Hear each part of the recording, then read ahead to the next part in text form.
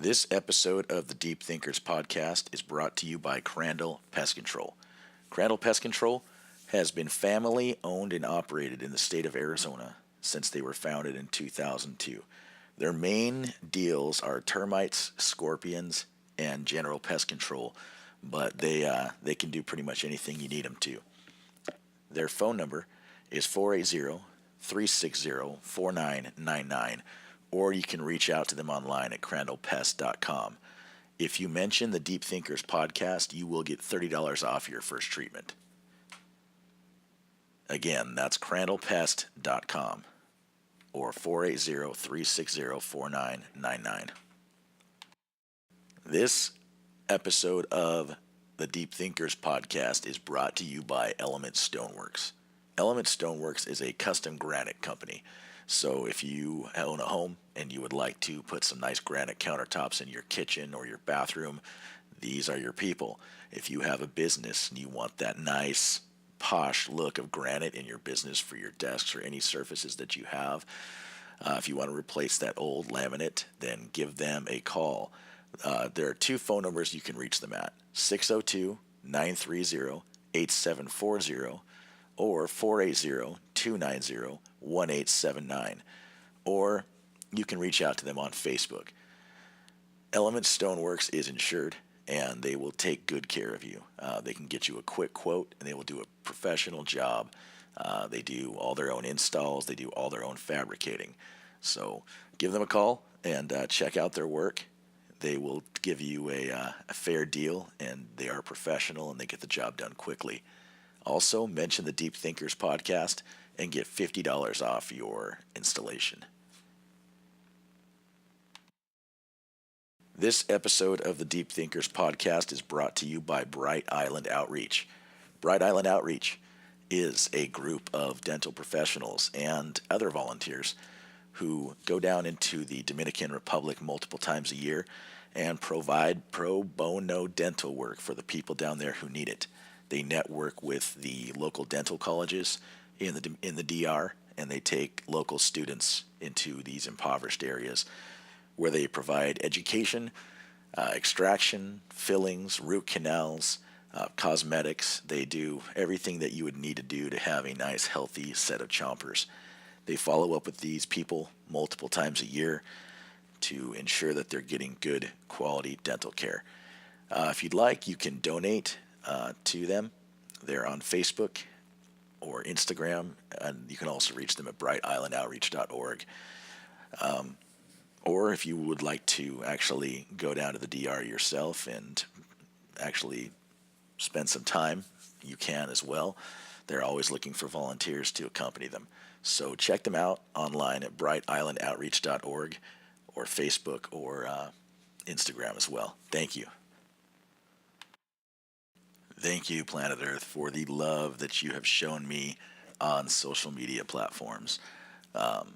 Twitter, Facebook, Instagram, and most importantly, YouTube. I do a little bit with Snapchat and a little bit of Pinterest, but I don't get on those very often. But those first four, particularly YouTube, I've received a lot of love over the past year with followers and subscribers, and I just wanted to thank you all. Just got to 155 subscribers on YouTube. The way I like to explain how it works with that is once you hit 1,000 followers, you're kind of a white belt with YouTube, and once you get to 10,000, you're kind of a blue belt at that point. So once I get to 5,000 followers across the boards on those big four, the Twitter, Facebook, Instagram, and YouTube, I'll quit talking about this so much. But in the meantime, thank you so much. If you have a Gmail account, sign into YouTube with your Gmail email and Gmail email password. Google owns YouTube, so you sign in that way and just hit subscribe. It's the red button.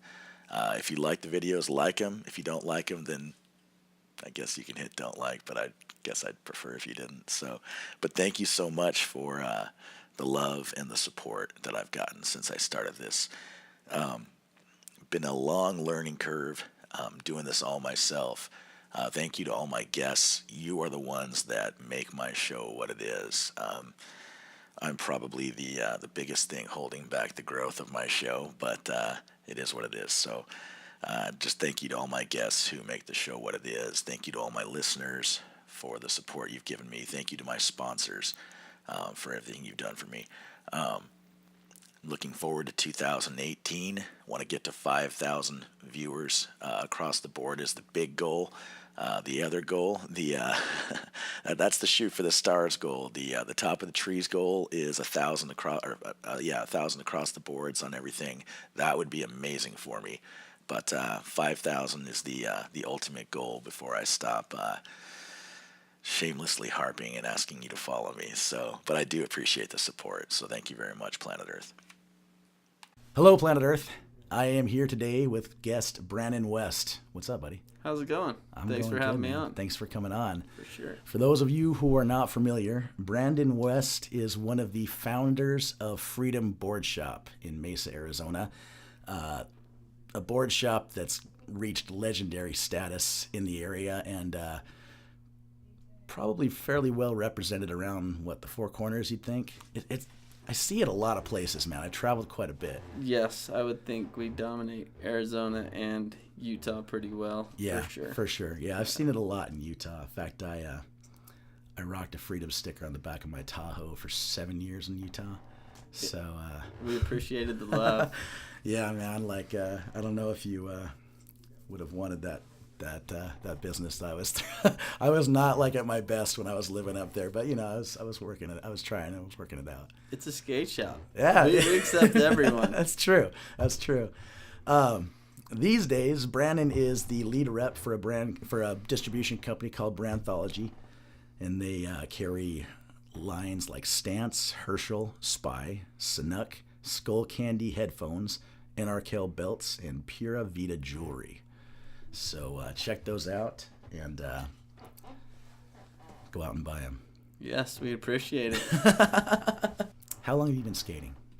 I started probably in 4th grade. My first board was a Hobie board, little fiberglass board that I got in Virginia. Nice. Back then. Is that where you're from? Is that where you started out?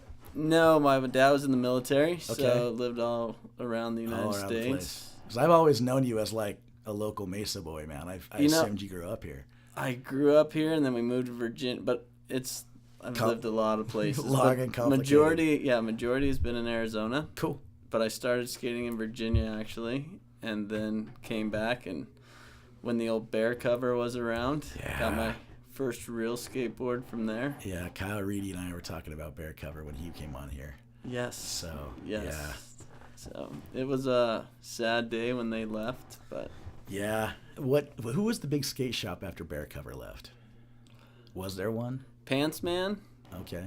And that was about all I can... I mean, you've always had Sidewalk Surfer. Right. Legendary status. That shop opened in 1977. Yeah, that's been a staple. Yes. And it's a great shop with great people. Oh, for sure. For sure. So, yeah, I think even my mom took me into Sidewalk Surfer when I was a kid. And we were East Mesa. This is before the 202 and the 101. It was a trek. Yeah, you had to hike out there. I think she took us there once. It was I'm never coming back here. This is too far.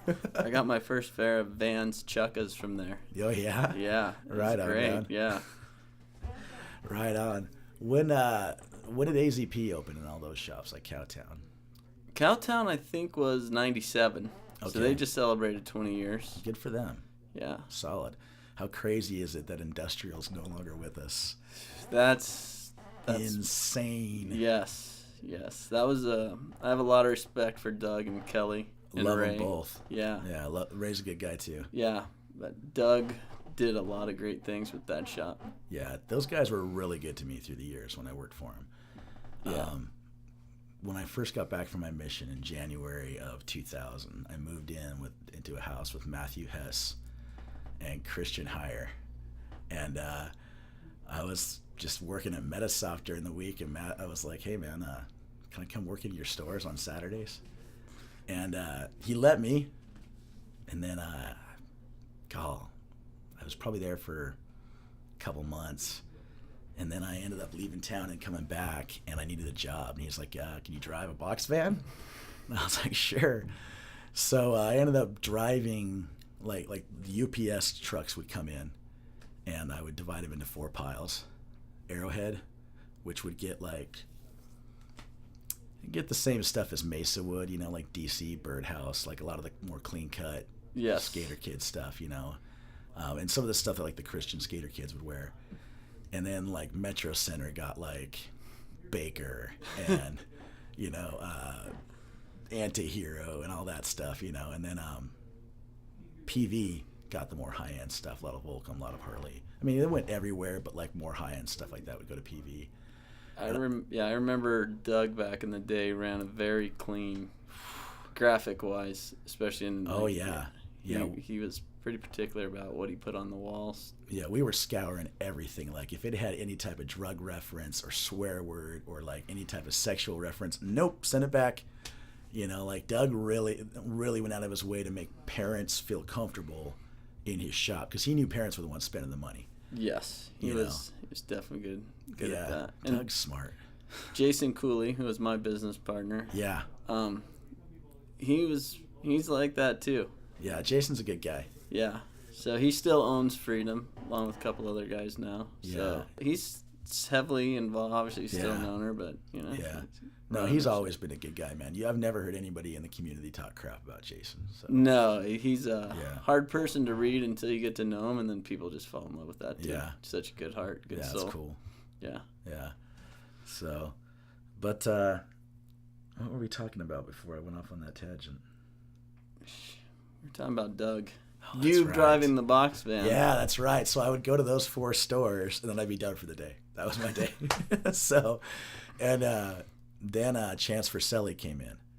And once Chance was there with Matthew bought real good stuff. And Chance got as much product as he could through that tiny little warehouse out to all those stores. And my personal opinion, I'm not saying that like I'm right. All I'm saying is I was there, But Doug, Kelly, and Ray. Well, first it was just Doug and Ray, and Doug and Kelly.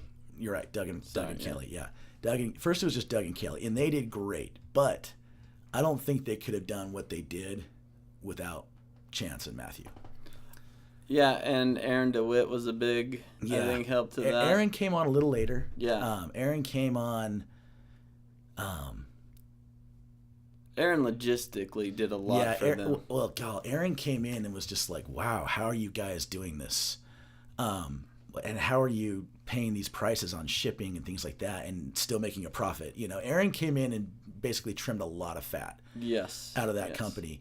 Aaron was probably only there 2 years, if that, like a year maybe. Aaron ended up staying a long time. Did he? Okay, because I left, and then Chance left. Yeah. And then, I left, then left. Matthew left. Yeah. And then Chance left. Yeah. And so I was detached for a while. I'm trying to think of when DeWitt left. But Ray came in after Matthew and Chance had kind of gotten it up, because Ray worked for Nike. Yeah. Yeah. So, I mean, Doug and Kelly had the one store outside the malls. Right. And then I think they opened Mesa. Yeah. And then Matt and them got it going. I mean, they got it up to 19 locations, which is crazy. Yeah, they were. And what people don't realize is, with skate and snow, it's like owning 2 different stores. So to have warm locations and cold locations where you have to come, because if you have, say you have 15 stores in the similar climate, you can just order all skate or all skate and or half skate, half snow, and be fine. But when you have multiple climates you're dealing with, you've got to specialize for each store or each climate. Like, no, this is going to sell a lot more snow. Or if we load up this store with snow, they'll have it forever. So, what they did with that was pretty tricky to pull off for a mom and pop shop. And they did it. They did. And I think a lot of that is to do with their buyers and being more proactive. Yeah. I mean, having a good pulse on the industry and being able to realize, like, hey, this is a slow mover. They rotated a lot of product. They did the big warehouse sales. They did a lot of good stuff. Aaron, I remember, I think I'm not talking out of turn here, but I think he had an offer to design a snowboard park at like sunrise and turned it down to come to industrial or something like that. He came from Peter Glenn. Yeah, I remember that. But I think that was the word that was kicking around the office is we got this guy before another, I don't know if it was in Arizona Park or somewhere else, but I believe someone was talking to him saying, come up here and design this park. And he was like, I'll go with industrial. Yeah, because he's definitely a good back-end kind of guy. Oh, yeah. Like on the, POS and running the warehouse. He definitely, it was, Chance got his end done just on raw talent and just, you have to do it. Where Aaron came in and was like, no, this is the right way to do it. Like, let's cut the fat here. Let's do this. Aaron came in and just tightened up the whole operation. And I think that like with Chance and Matt, it was good because they got a lot of good brands in there. You still need to have vision. You know what I mean? You can trim fat and you can buy based on numbers and stuff like that, but you still have to know what's good and what kids want. For sure. And they were killing it, man. They sold more Volcom out of that place than... And early on, too. They were an early Volcom. Yeah, for sure. Like right from the get-go. And they had Vruka early on. Like I remember when those first started coming in like 03 and 04, and they'd send us 4 shirts. That was one of Aaron's downfall because at Freedom we carried Ruka.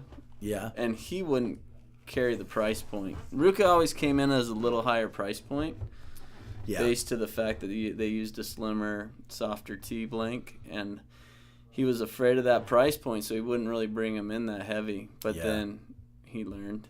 Every single thing he brought in sold, though, with Ruka. Like, all 4 of them. Sometimes they wouldn't even get to the stores because warehouse employees would be like, I'm buying that. Or industrial store employees would be like, this isn't going on the shelves. Sorry, mine, buying this. But, I remember being... between like getting first dibs from the warehouse and stores and being friends with reps, I remember being very well dressed during those years at industrial. It was a lot of fun. Yeah, I give them a lot of credit for the fact that when skating kind of blipped out for a little bit in probably 2000s-ish, they made a big transformation to streetwear. Yeah. They were carrying like Pink Dolphin and the Hundreds and... Paul Frank. Yeah, Diamond. So, which is good for them because they were, even being a skate shop in the mall, you have a different clientele. Right. So they adapted to their environment really well. Yeah, you can go into like Cowtown or Freedom, and that's going to be a much more like hardcore, like our belts are shoelaces type skaters, whereas... Yes, industrial kids are buying belts. Cowtown is the course, and they do so much for skateboarding in Arizona. Yeah, and Trent, Ed, and Laura, they're good people. Yeah, they're OGs, man. Yes, they've been around for a long time. And working at industrial, a lot of times we would feel that stink eye, but you just ignore it, because we knew we were the mall shop. We knew we were like the Walmart of the industry at the time. You got it. Industrial stayed true to the roots. They always had a great skate wall. You know what I mean? Like, and that's what's important, I think. In the skate shop is always having a good skate wall. I have to say one thing about their skate wall is nobody had the yellow wall before industrial came along, and no one ever will. Hopefully afterwards. Dude, everybody was biting it for a while. Didn't Freedom have a yellow wall at one point? No, we had blue. Okay, yellow just makes it pop. Yeah. So there was that. It was just like, oh wow, Jason Cooley loves blue, so we had blue. Blue is awesome, man. I'm not gonna hate on blue. And then Dave Ridgway and I actually designed some. Dave Ridgway, who is now the owner of Branthology, the agency I work for, he owned Salvation and Tawny Mara board shop. So cool. He and I were actually partners in Salvation together, and we designed some board walls, and we had them CNC'd, and that's actually what Freedom now has on their wall. Nice. So that's good. Very cool, man. Yeah. So, yeah, man, when did, you mentioned earlier before we turned the mics on, how many years have you been in this industry? Owning the shop for 20 years now. Okay. I think 99 is when we opened Freedom, and so I sold out 4 years ago, started repping before I sold my portion out, so just actively in the industry that way, but grew up skateboarding Yeah. and being skate, wake, snow. Yeah. You know, not so much snowboarding as much as more wakeboarding. Yeah. As I got Snowboarding older. is a tough sale in Arizona. I mean, people want to do it, like the desire is here, but it's just. Yeah, you know, in college I really got into wakeboarding, which is nothing. I mean, and that's Freedom. The good thing about Freedom was we were a skateboard shop, but we never claimed to be core. Like, Right. we definitely supported the community and we had a great team, but weren't core to the fact like Cowtown's core. Like, Right, those guys right. are skate. Right. But, you know, we wakeboard. Jason was a professional wakeboarder. We wakeboard. We had fun and we skated for sure. Yeah, And that's I mean, where our roots came from. But, you know, we dabbled in other things as well. We sold snowboards a little bit too. And yeah, but the thing with Freedom was like it was that area, it was that one in the middle where if you knew about skating, like Freedom was like that cool shop to go into. I think we were more acceptable of everyone. Well, you had so many soccer moms putting Freedom stickers on the back of their minivans and stuff, and just, I mean, the joke was like, if a cop sees a Cowtown sticker, that poor guy's probably getting pulled over. But Yes. if he sees the Freedom sticker, he doesn't look twice at it. You know. Yes. So that was kind of the joke there. But for people who were more comfortable in the mall setting, Freedom was like a step closer to, you know, like your team. You had some pretty edgy guys on there, but all excellent skaters. You know, a lot of my friends were on your team actually. Yeah, it was great. We had some great kids that I still associate with today. Yeah. I mean, one of the kids that worked for us, Neal Shoemaker, which is kind of funny. He's a designer for Vans now. Cool. So that was pretty rad. But the other, you know, Marty Murawski, he's pro and he Nice. was there forever. And Steve Chavosky is probably one of my favorite human beings. Very cool. He's not doing much with his life per se, but he's a rad individual. He's still awesome. You know? Yes.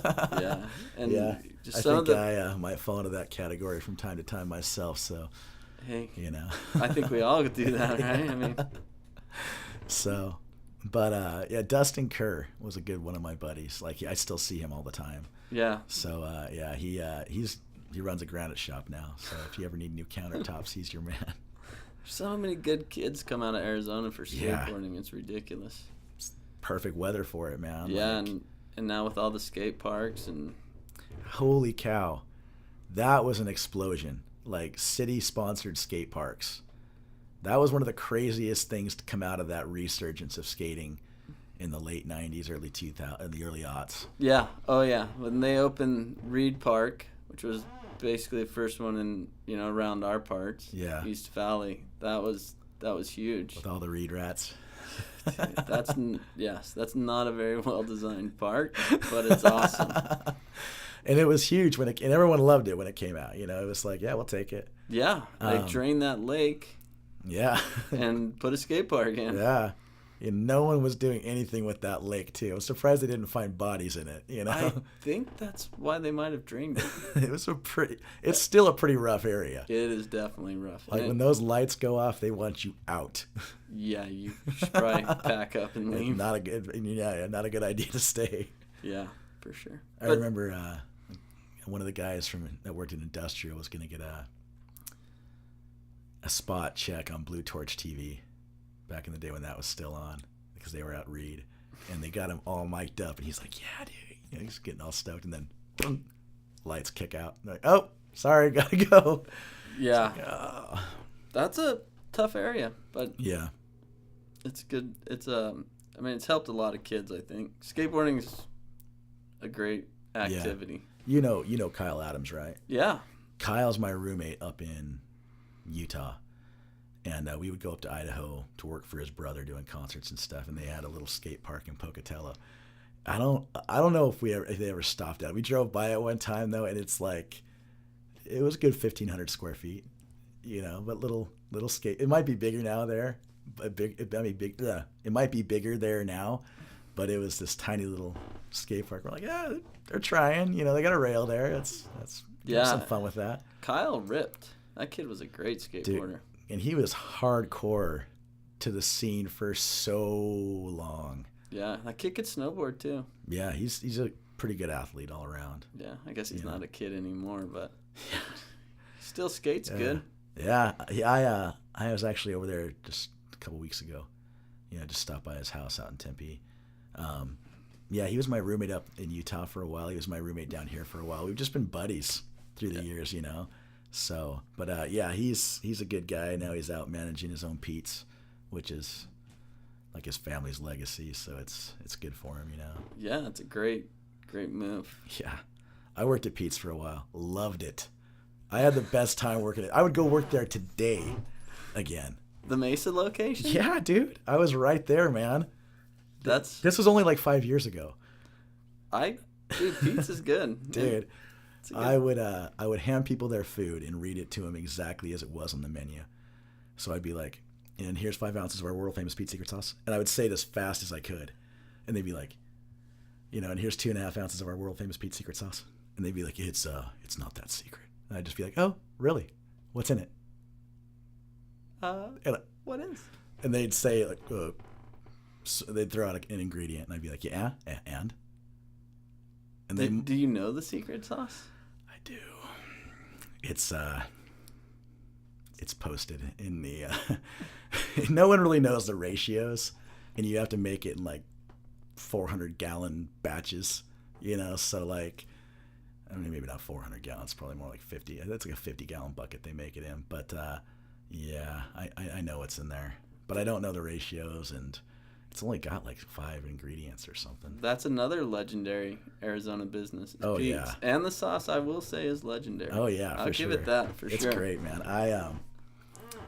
Yeah, dude, we're digress, going back real quick. Like, I'd sit there and just let them squirm.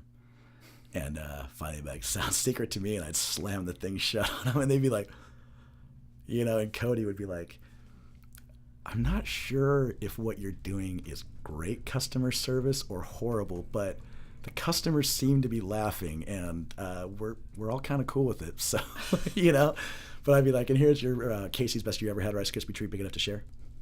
Like, I would just read it exactly as it was written on the menu, like, just having fun, working drive-through.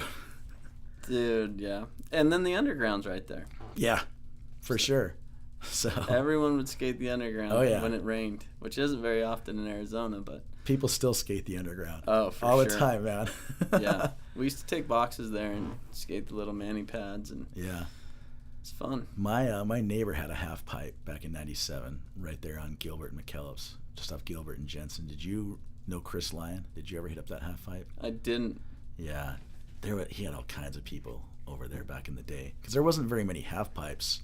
No, there was. God, I'm so bad with names, but there's a kid in my grade that had one off of Gilbert and University behind that church. There's that Methodist church right there. Gilbert and Uni. Okay, so I'm at. There's the Garcias on one side, and then on that Methodist church. Okay, yeah. So if you behind there's 2 churches. East corner. Yeah.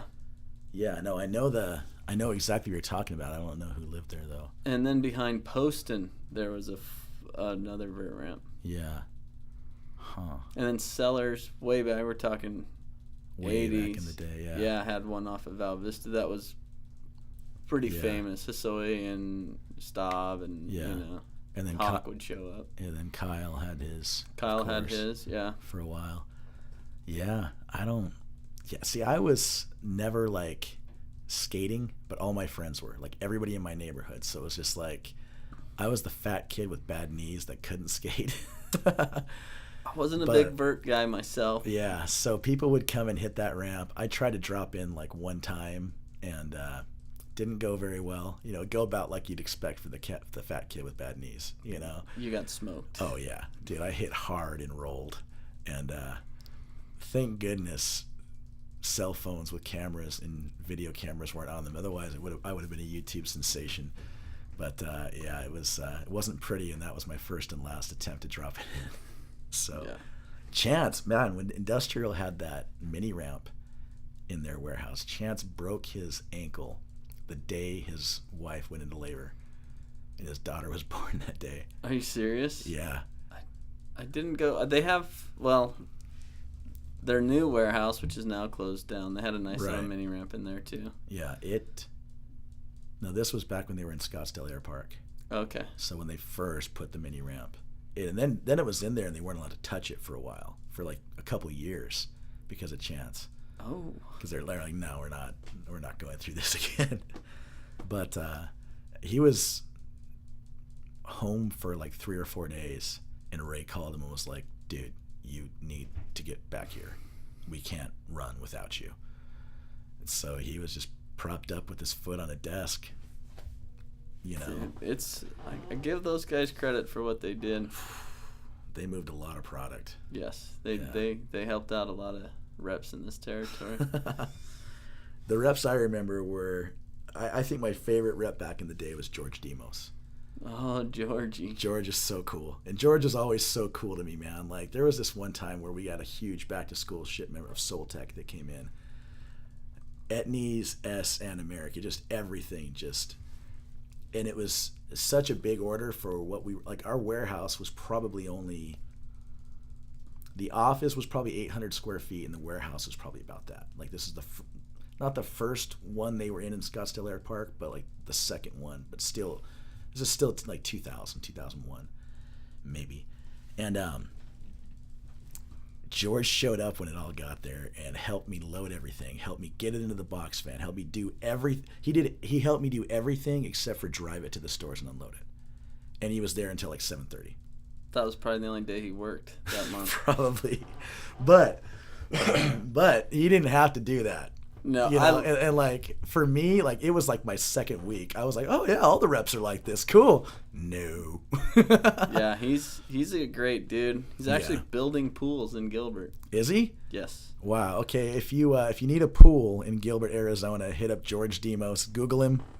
Yeah, I do not know the name of the company. But yeah. They're doing landscapes and pools. Good. George is such a good guy.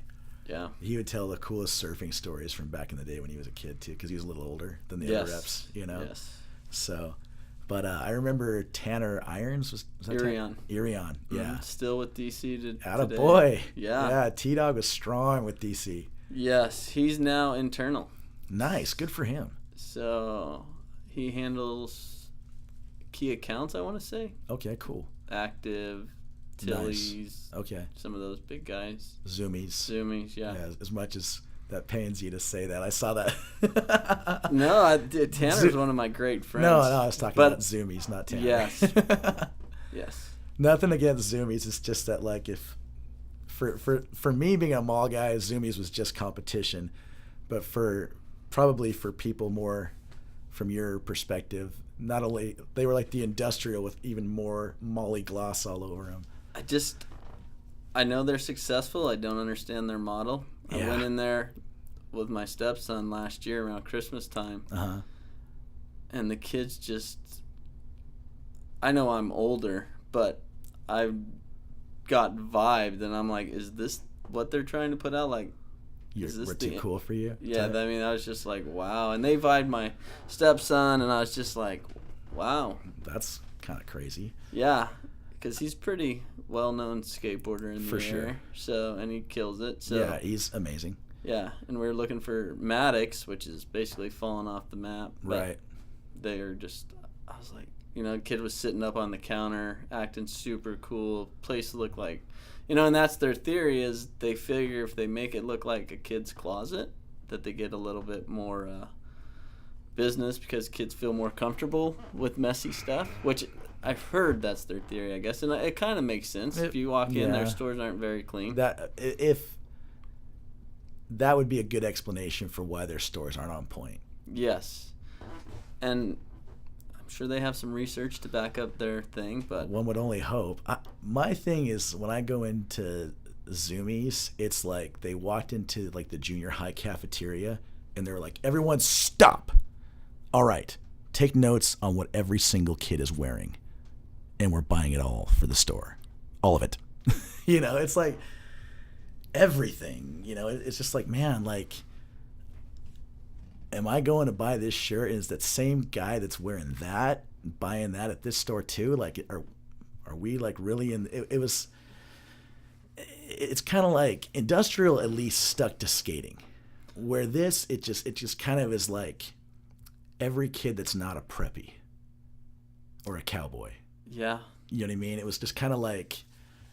But they're strong. I mean, they're killing it. Well, I mean, Pacific Sunwear is too. You know, I mean, they're like Pacific Sun with a skate counter. Yes. I would say. I actually like Pacific Sun though. That's not that. I like Pacific Sun more than I like Zoomies. I like them all now. I mean, not being on the retail side, I respect everyone that's still in business. Yeah. I feel like it's been a hard luck right now for the skate industry. Mm-hmm. And so it's good to see anyone representing skateboard in a positive light. It'll come back. It'll rally. It's been through hard times before. It's just weird, though. For me, I look at the shoe brands and all the ones that kind of have come up in skateboarding, they're not doing as well as, you know, Adidas, Nike's, Converse. Right. Vans has obviously been around forever, and they are a skate brand for sure, but they're a big company. Yeah, Vans is one of those. Vans is one of those companies that kind of transcends skating. You know, like people who have never touched a skateboard in their life. I mean, I'm wearing Star Wars Vans. You know, right They're now. on top of it. You know, I have some 90% of what I wear are slip-on Vans. Like I got some Iron Maiden ones. I have some Argyle Vans if I want to dress nice. I think when the economy dipped and everyone was making $90, $100 shoes. Yeah. And skaters kind of went to a tighter pant, and a vulcanized shoe was in the 30s back then, $39, $44 for a slip-on. It made a lot more sense than dropping $100 for a pair of shoes. And then they've just had a huge resurgence in all their classic silhouettes. And yeah, the checkered slip-on print in any color scheme will always kill it. Yes. Like I own 4 different pairs currently, you know, like, so. We have a 9-year-old at home. Yeah. And he's been pretty much DC because his brothers rode for DC. Right. And now that his brother's off DC, all he wants is slip-ons. I mean. Yeah. He's got. They go with everything, man. Yeah. I mean, slip-ons, whether it's Janowski slip-ons, but now he's really into Vans. So he's got red checkers, black checkers, some navy suedes. He just got some all white. He's so into it, it's crazy. I got a pair of just all brown ones that are dope. Yeah. You know? I had this one print when I lived up in Utah that was, if you looked at it, it looked like a 4-petal flower. But as you look closer, each one was a little skull. They were sick, and I wore them out. Like, I wore the soles off, got them resoled, and that second time around, the thread just gave away. You know, so the snow will do it to you, man. Yeah, so, I give it to Vans. They've done a great job as well. Yeah, and so many people have bit and stolen that design. Yes, whether it's a slip-on or the era. Yeah, and they still crush it in spite of everyone stealing it. It's the original. Yeah, I've seen back when Rockin' Republic jeans were huge. Like I'd seen Rockin' Republic slip-on Vans, you know, but like they're still not going to do as good as the original Vans, no matter what trend fad brand you put on them at the time. What amazes me is watching lately is whether it was. It first started with like the authentic came back. Yeah.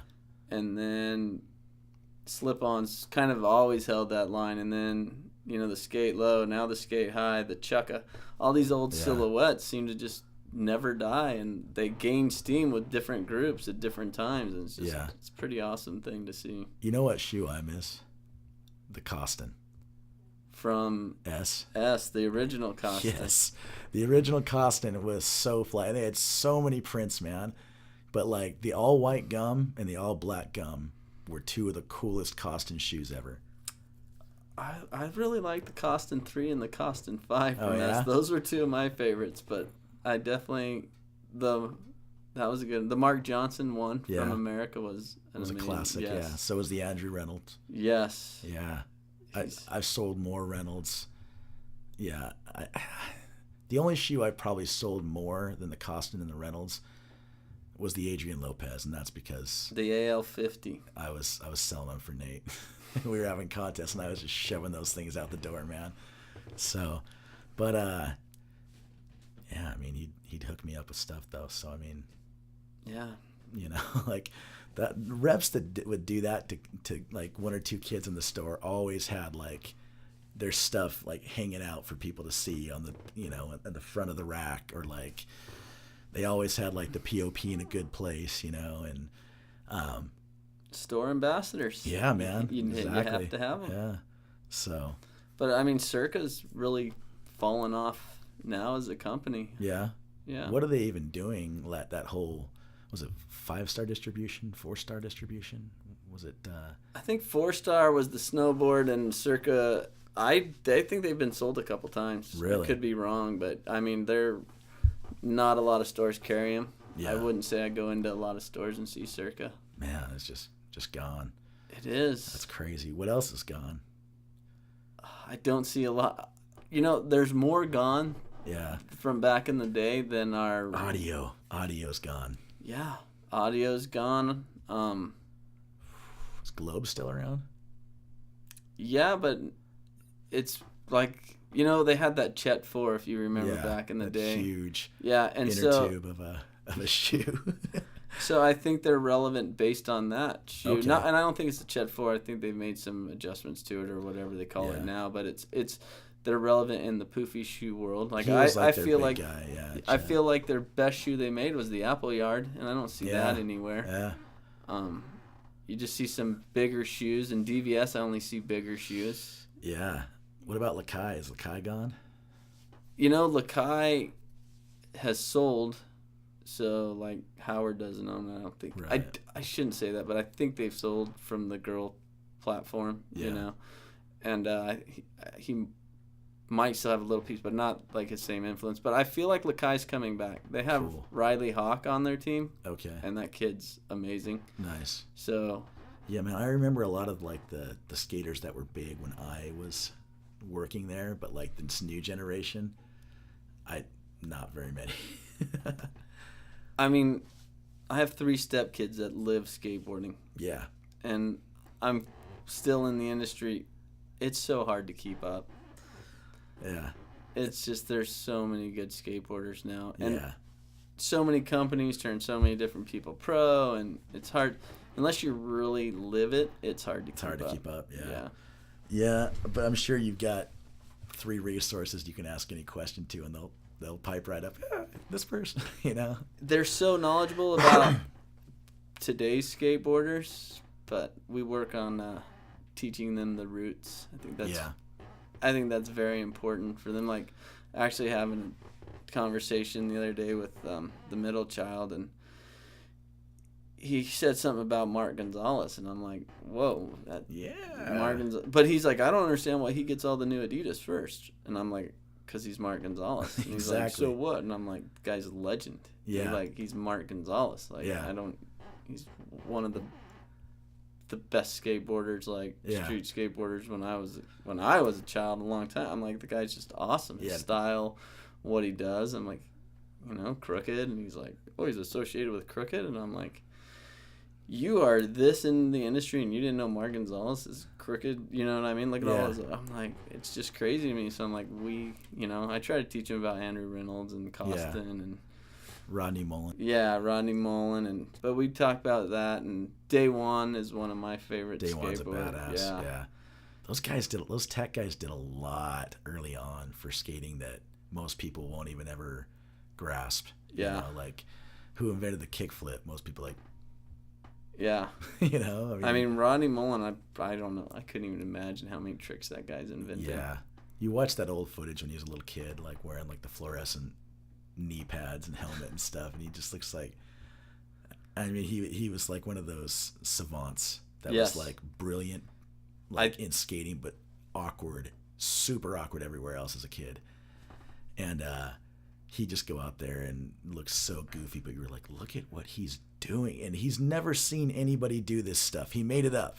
It's like the Beatles. They didn't grow up listening to the Beatles. Yes. You know, that stuff was playing in their head, and they wrote it down. And I think he definitely has that in his head, that creativity. Yeah. And I think he might be genius status anyways. Like, engineering-wise, he's very he's highly such intelligent. A humble, likable guy. Yeah. You know, like, I mean, I met him one time. I mean, because back in Industrial, they had a lot of riders come through. It was pretty cool. Yeah. P-Rod rode for Industrial back in the day. Yeah, Brandon Beeble's still riding for Industrial, I think. Or he was on them for a long time. He was, yeah, but I think they got rid of their pro team. Because they had some really good riders. Right. I'm talking like they're still open. That's weird.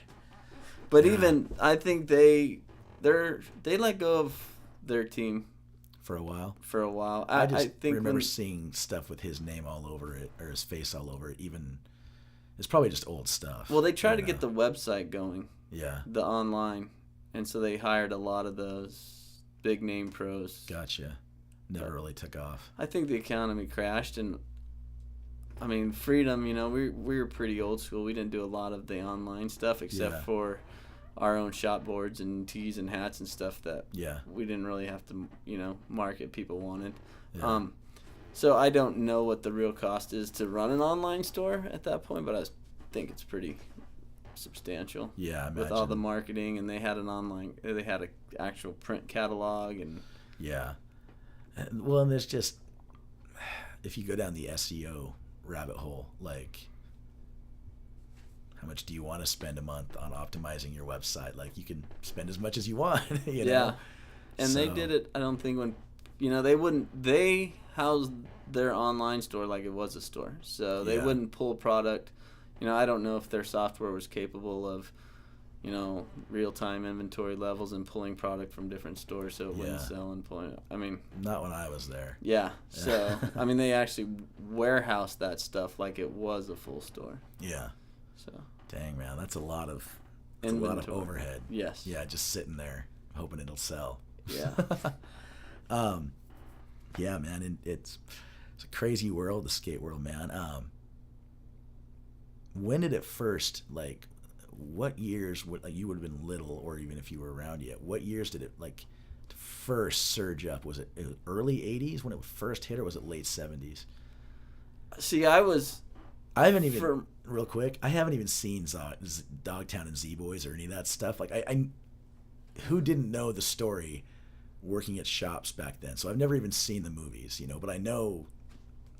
But that was pretty early. Like the N.J. Adams and that kind of stuff, Like, for me, it was... Stacy Peralta and those guys. Yeah, so for me, it got big kind of when, like, you had Tony Hawk and Lance Mountain and the whole Powell crew, Search for Animal Chin. Yeah, Bones Brigade. Yeah.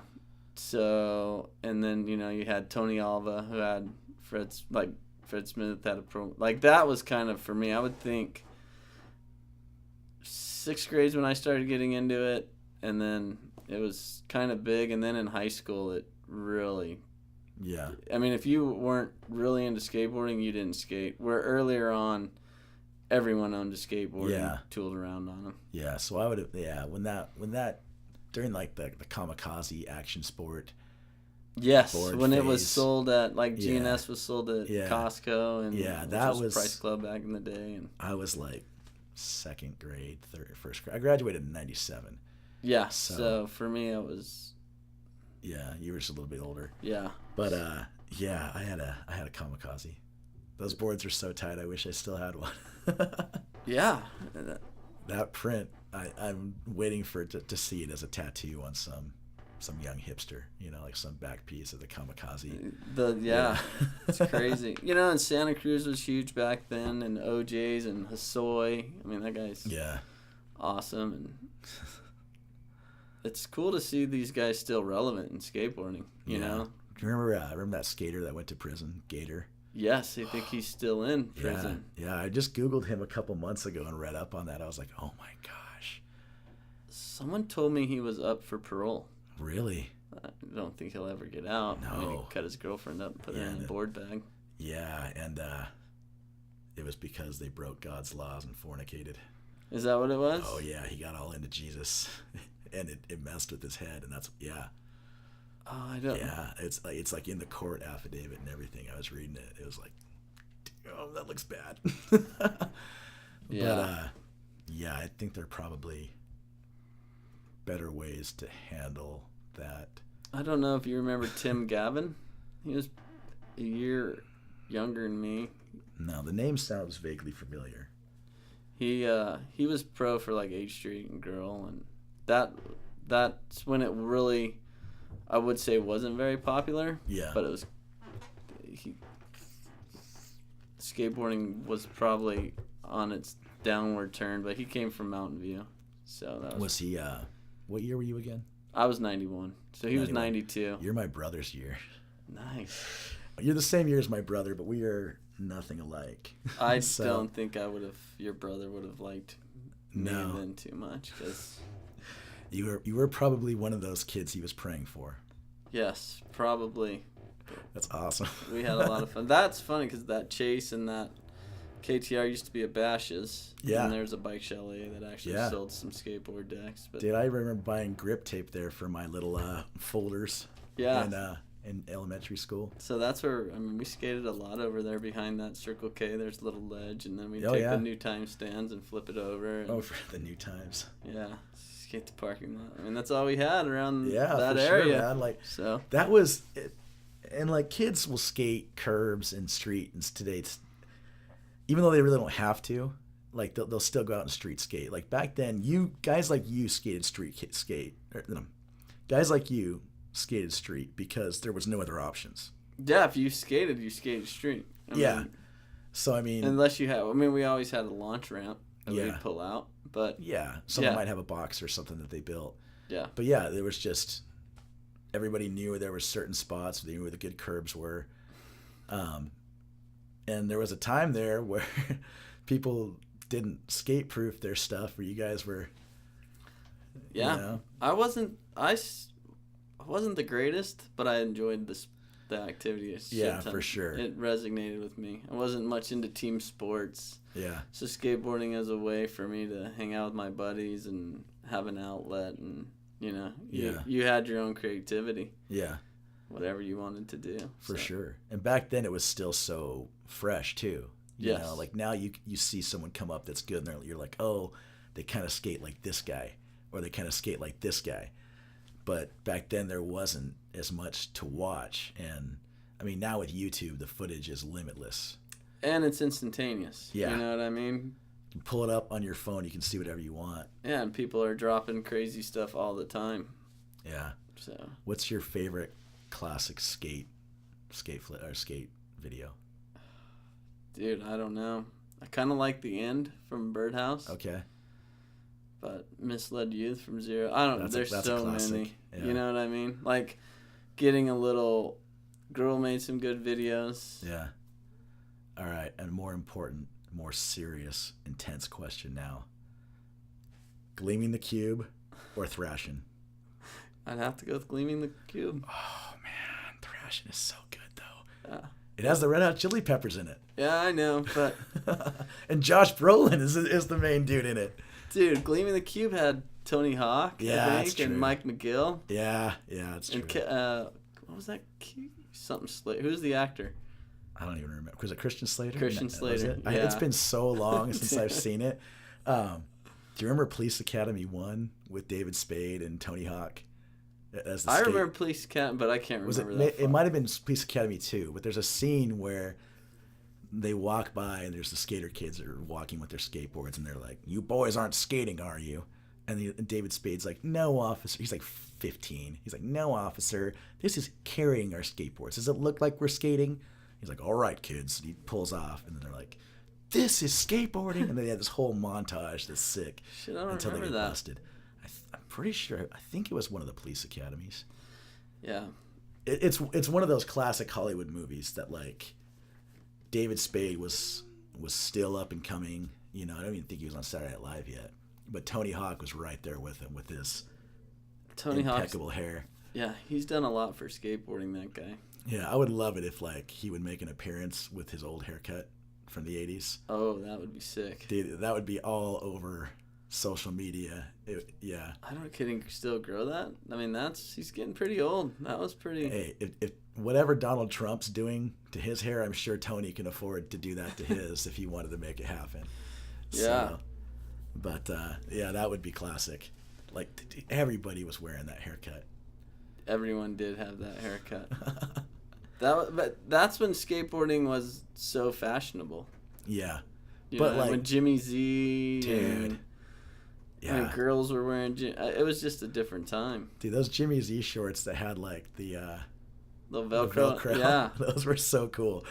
Yeah, like you'd be going to the bathroom and someone would hear that, you know, like standing in the urinals. I'm like, okay. Yeah, it's crazy. Dude, those were like, someone should purchase that brand. And someone did, I think, a while ago and tried to bring it back, but yeah, it's. I mean, like Gotcha, you know, it's hard to come back. OP. Yeah, the only one that's, I mean, and Stussie's super relevant, I think, in streetwear and more overseas, and they never got too big as a brand. Again, yeah, but they're still relevant. They're still for around. Sure. Yeah. Yeah, Massimo tried, and they were in what? I think they sold out to Target. Yeah, that's where they were at. But that's the problem, is everyone chases the almighty dollar. Yeah. You know what I mean? Like. Yeah, Stussy actually, when they came back pretty underground still, and they had a good team when they came back. Yeah. Oh yeah. So, and now I don't even know. I think they're more streetwear. I don't even know what but they're still a relevant brand, which is cool. Yeah. No, I like it when like the old brands make it. Do you remember when Brad Day came out with decent denim and fashionable motherfucker? Mm-mm. Yeah. He got sued by Levi because it was something stupid. Like Levi sent out a cease and desist to all these little companies just to kind of squash the competition, that you couldn't have a vertical tag with your name on it any color anywhere on the thing. And so instead of fighting it, people just kind of threw in the towel. But he recently reacquired the brand and is getting ready to relaunch it. But he was really high end back then. Like when Kobe Bryant got busted cheating on his wife, and she wore that huge pink diamond to the basketball game. She's wearing a fashionable motherfucker t-shirt in that picture. He was doing some clothes for like the Black Eyed Peas and a lot of their videos and stuff. But now he just wants it to be like hats, snapbacks, $15, shirts, $20. So he's coming back in like total streetwear, pretty low end. That's pretty cool. You know, wanting to come back for young people. So that'll be fun because Brad's a great designer. So, I don't know if you remember 90. It's kind of like a snowboard style brand. I almost want to say Kevin Staub owned it. I remember the name Kevin Staub. Staub skated for Sims, but 90 Sidewalk Surfers carrying that again, which is a pretty cool throwback kind of brand that I don't think it'll ever do anything. Yeah. Could be completely wrong, but it's cool to see Sidewalk carrying it again. Do you remember Beta Project? I do. I got a pair of Beta Project jeans. They were expensive. Mine were given to me. Yeah. When I worked for Corey up in Utah, and they got, I think he gave them to our buddy Ernie, and Ernie gave them to me. That was a cool company, man. Yeah. Who was the designer? Lauren Kronk. Yeah. He was good. Yeah. Oh, yeah. Yeah, like, I mean, they're that old style of, like, straight leg pant jeans, so I don't really wear them. But, like, when I do bust them out, you know, they're pretty comfortable, you know. I think they might have been a little early. Mm-hmm. Like, they hit the scene. They had some, I don't know the fashion world, but, you know, we sold some of that Beta Project, and they were a little high end for us at that time. You know, I think if they would have come out probably 5 or 6 years later, they'd have made it. It seemed like people were doing higher end denim at that time. That's right. It just didn't.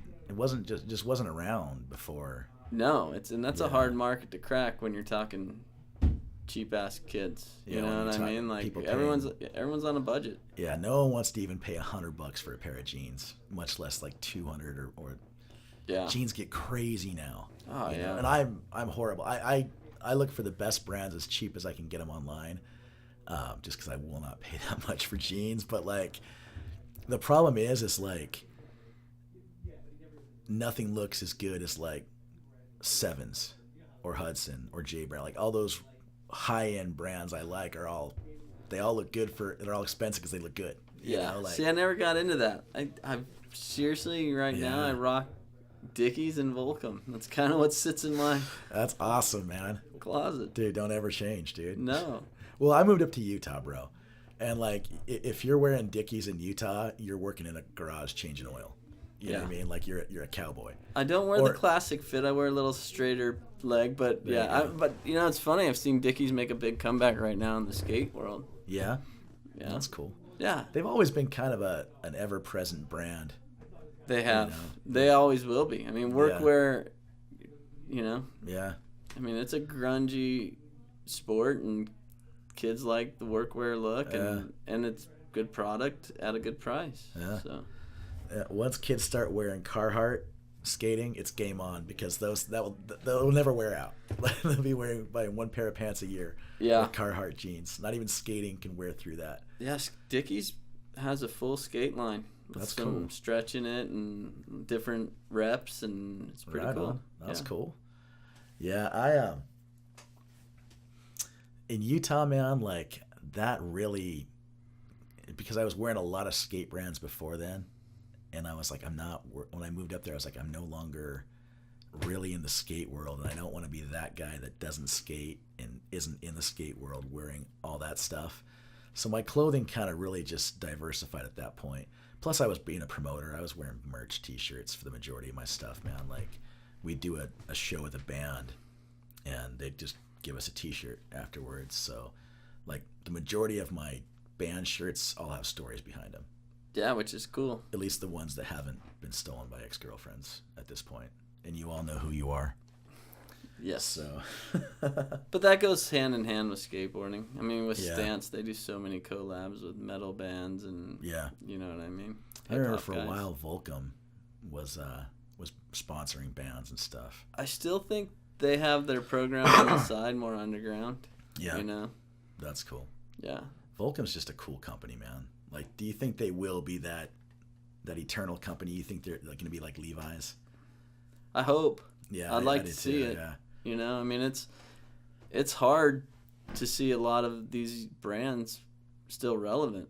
Yeah. You know, I mean, Ruka's one of them, like you talked about earlier, and I think Volcom has a strong presence. And Is Birdhouse still around? yes, I was going to say, like, being attached to Tony Hawk like that, you would think that they'd have some good staying power. yeah. You know, Jaws, who skates he's from here, skates for Birdhouse, and that kid's amazing. Right so.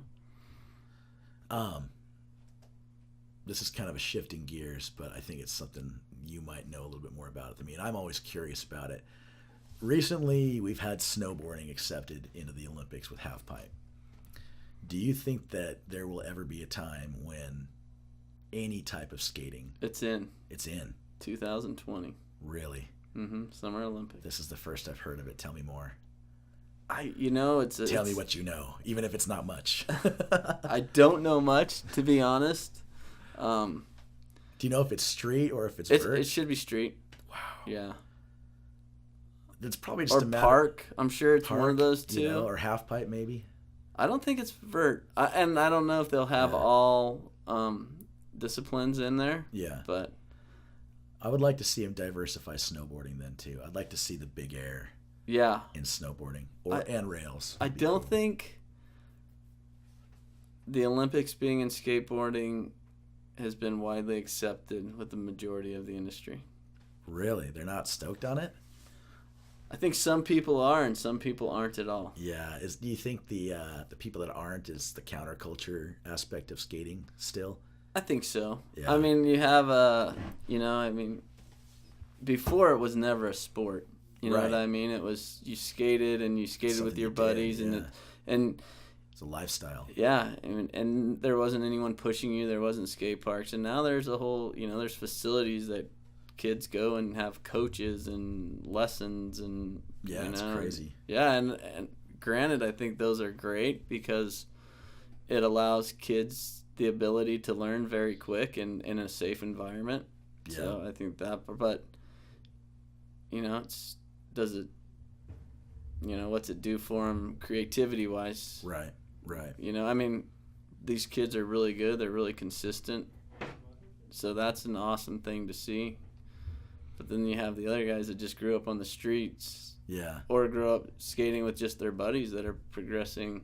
Yeah. As well. So. Yeah, that's one of the unique things about skating is it was kind of created by the misfits and the rowdy guys, and Yeah. the rowdy kids, and then carry that, and that stayed. I mean, of course, you had like the good Christian kids out there skating and stuff, but like it seemed like in the early aughts there was a lot of Christian kids. Maybe it was just at my store in Chandler. Yeah, you had all the the Christian kids down in Yeah, Chandler. there was a lot of them though, man. Siren, right? Wasn't that the name of their board company? Because they had them, they were all really good, like the Yeah. Waggles and. I don't remember. Yeah, there was a Yeah. bunch of those kids down in Chandler. Yeah, I don't think we carried Siren at Industrial.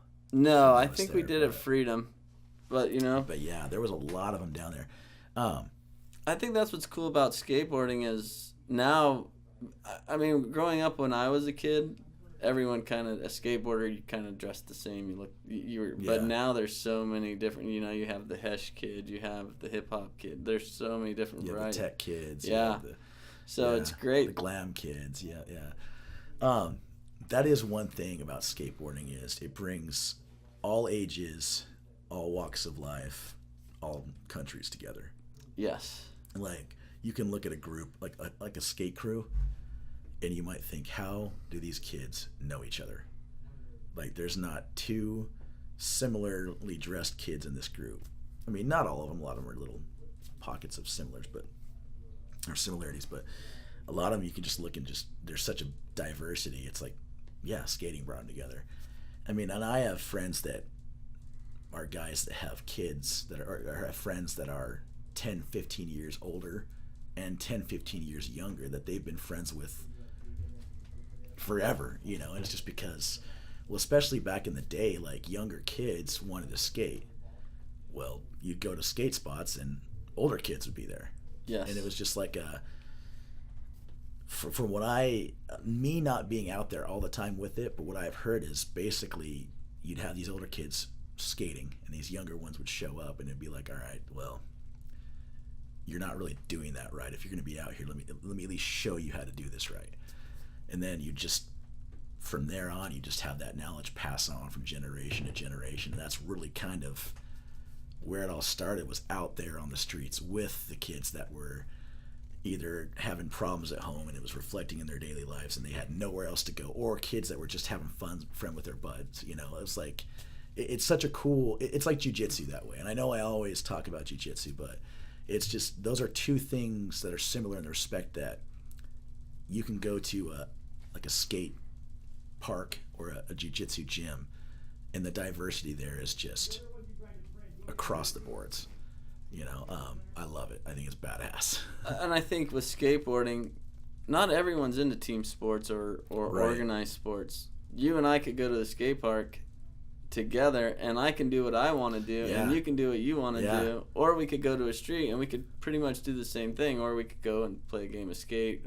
Yeah. So you don't have to be doing what each other's doing. You get to do whatever you want. Yeah, for our listeners that are totally out of the loop, I know what the game of skate is. I think it's awesome. I got my ass kicked at skate maybe the 3 times I played it when I was younger. But break down a game of skate for our people that don't know what it is. It's like pig, I guess, in Yeah. basketball, but someone does a trick, and if you don't land the trick they land, you get an S, and then Yeah. you skate, you lose. So it's that.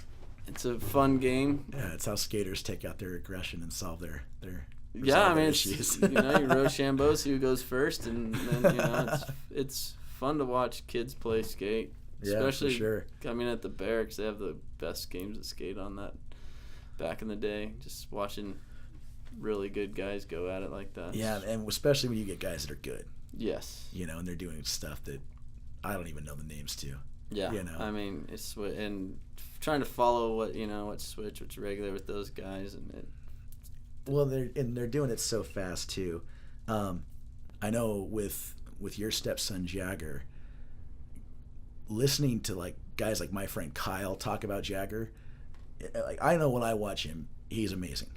Amazing. You know, I know Kyle has been skating for as long as anybody, and he's as good as anybody that's not being paid to skate.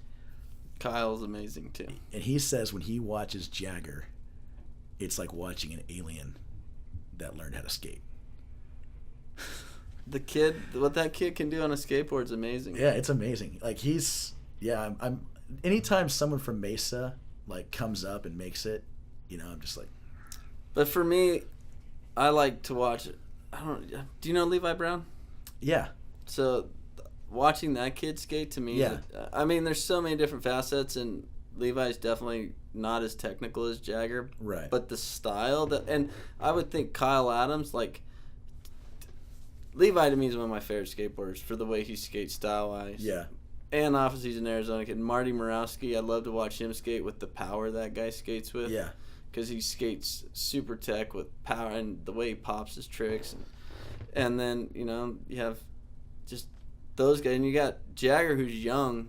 So He's got a brilliant future ahead of him. yeah, I hope he does. Yeah.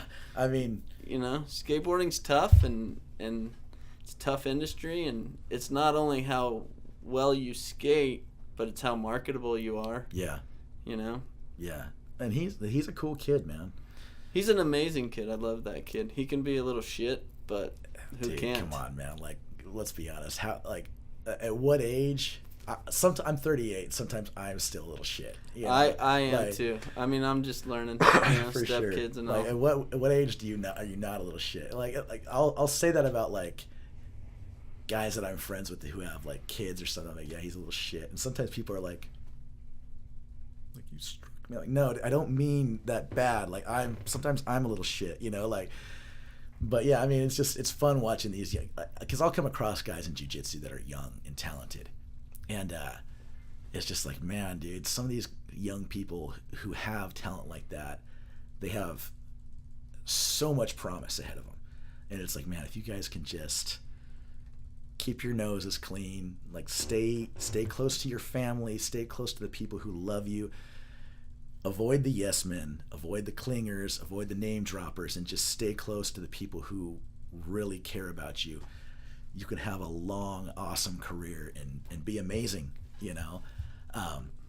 But yeah, it's got to be crazy, like being a childhood celebrity in anything, whether it's athletics or music or acting, has got to be insane. Plus, you throw in the internet and cell phones and YouTube with today's pressure cooker, it's got to be even more insane now than it ever has been in the past. I would think. Yeah. And I think he handles his fame very well. Yeah. You know? I mean, he can get on a horse, but who can't? You know, Right. we Well, all just need to be... I've only met Jagger a couple times. Always been super respectful to me as an adult that he doesn't even know. And I know a few people who have been fairly close in his life, and I've never heard anything super negative about him. The only thing I've heard about him that gets negative is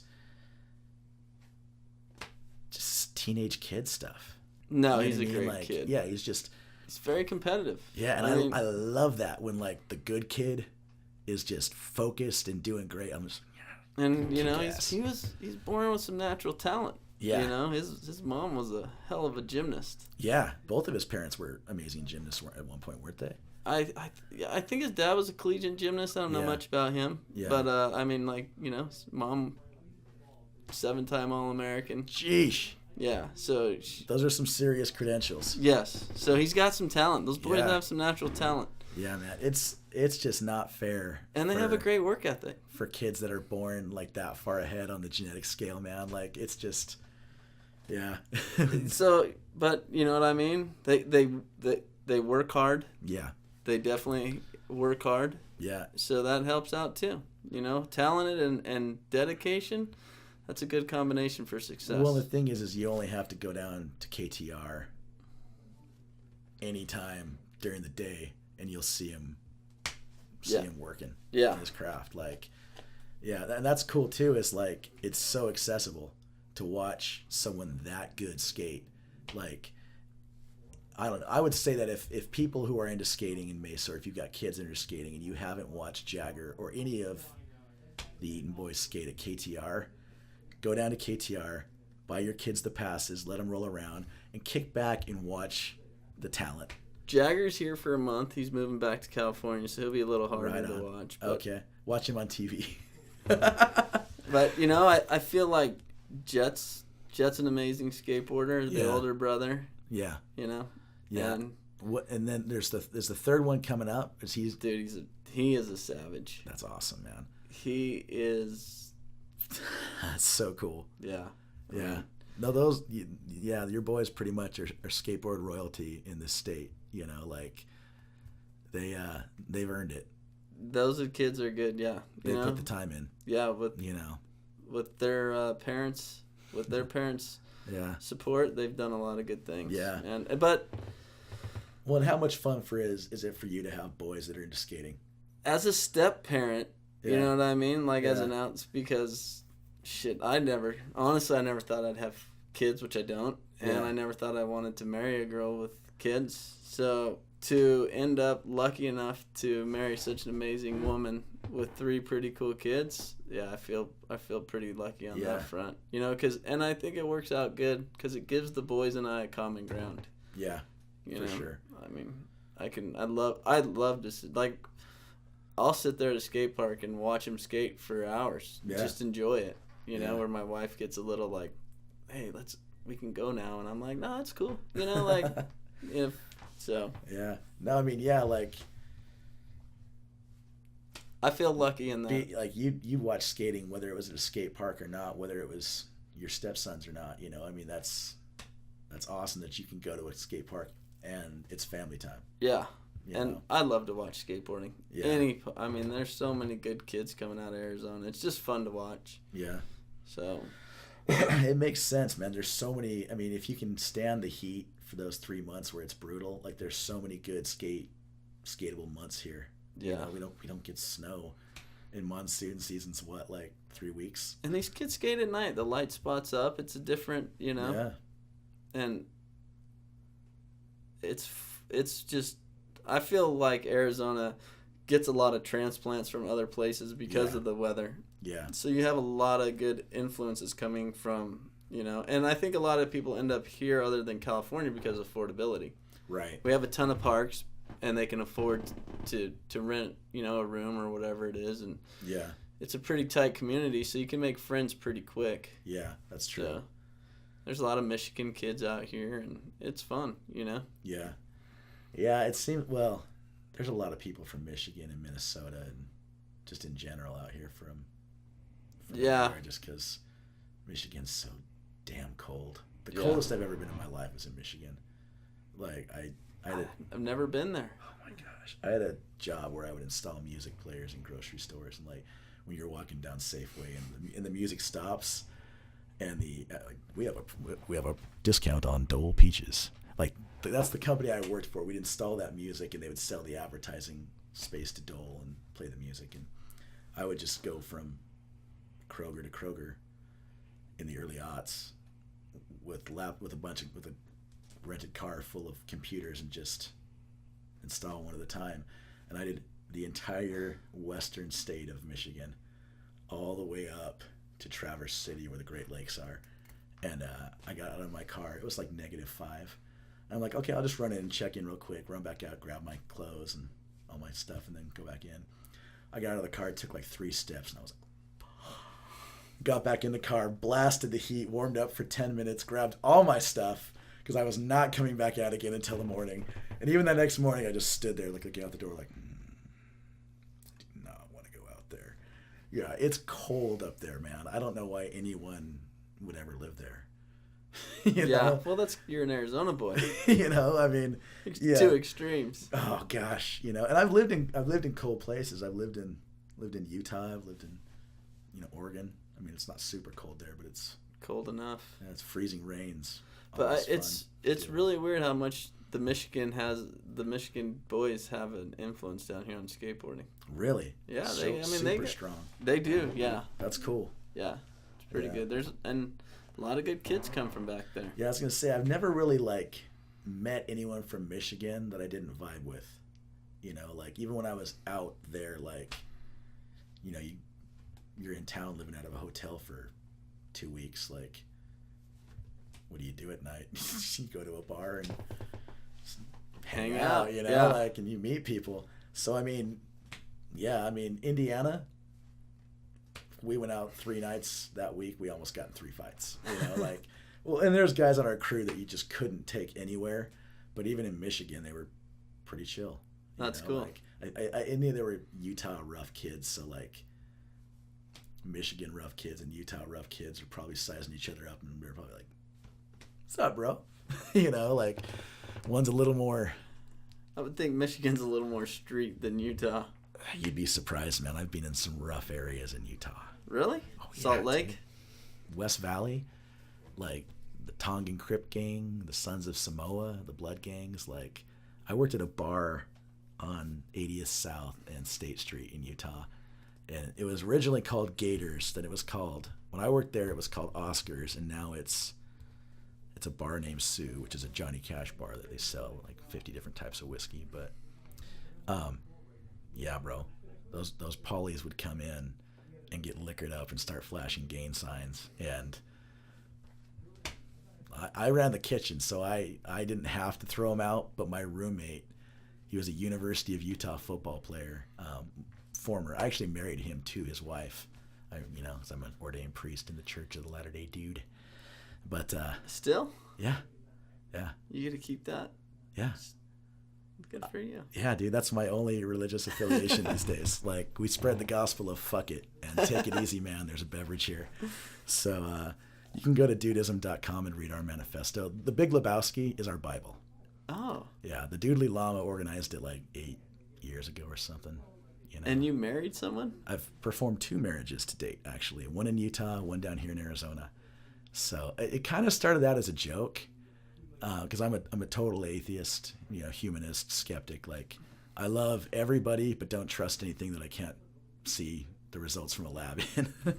But understandable. But then I had someone ask me to marry him up in Utah, so I was like, yeah, sure. And so I, just to make sure that, not saying that the Church of the Latter-day Dude isn't legit with their merit, their ordination status and things like that, or whatever it is.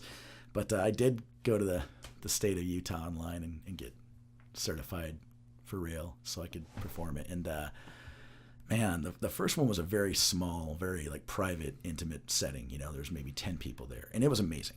Like, it was way more profound than I ever thought it would be. And then the second one was this year, and it was between 75 to 100 people there maybe. So it was a big one. But I mean, it's not like going to a wedding, and it's not like being in a wedding. Like, you're here and they're there, and it's just the 3 of you talking. Yeah. And like, they're looking at you like it's your deal. And especially them, they were his wife was just like, you're a comic, make it funny, but not too bad. So I had a couple inside jokes in there that only a few people would get. Then I had a few little jokes that everybody would get. And then I kind of rewrote it a couple times. I didn't want to make it too funny, because I'd rather go in there and just deliver like a mic drop, like make everybody cry. And not to toot my own horn, but I did kind of nail it. Nice. There were people crying, and I was just like, yes, But and it's online. Someone recorded it, and it's all bouncing around Facebook. But yeah, it's extremely profound because just the energy those 2 people have. They're starting something new, and they're so hopeful, and there's so much promise in it, and they're so happy and so excited. And you are the one stamping that envelope. Like, I do them for free when people ask me. I don't even charge, just because it's that amazing of an experience. So that's pretty cool. Yeah, it's a profound aspect of my life that came from a totally unexpected source. So, but yeah, The Big Lebowski is one of my favorite movies. I can't lie there. There you go. Right on, man. That's awesome. What kind of music are you listening to these days? Dude, I don't know. It's kind of weird. I don't listen to I'm not very particular. I actually listen to some old country. There you go. I listen to some old punk rock. There you go. I wouldn't expect anything less from a. And then I listen to some old rap. There you go. I'm not too up to date on the new stuff. Like DJ Jazzy Jeff type old rap. Let's go more like Warren G, Mac 10, right. NWA. Some good West Coast roots. I'm into Biggie. Yeah, there you go. Know okay, what I mean? All right. I've actually been listening to a lot of the Biggie station on Pandora. I love Jay-Z. As far as East Coast rappers go, I think Jay's dope. I like Jay-Z. I hate to say this, I like Nelly. Really? I do like Nelly. It's a little more, I don't know, but I like some of his songs. Doesn't Nelly just want to make you want to get up and dance, bro? How can you contain yourself rocking a Nelly, dude? Yeah. So I listen to I don't know. I still listen to Tool. I love Tool. You listen to Perfect Circle's new album? I haven't. Yeah, it's good. I probably should. Yeah, The Doomed is their single on it. I've been listening to some like Motley Crue and Yes. some old Guns N' Roses, all the old stuff. Dude, I'm kind of stuck back in my childhood.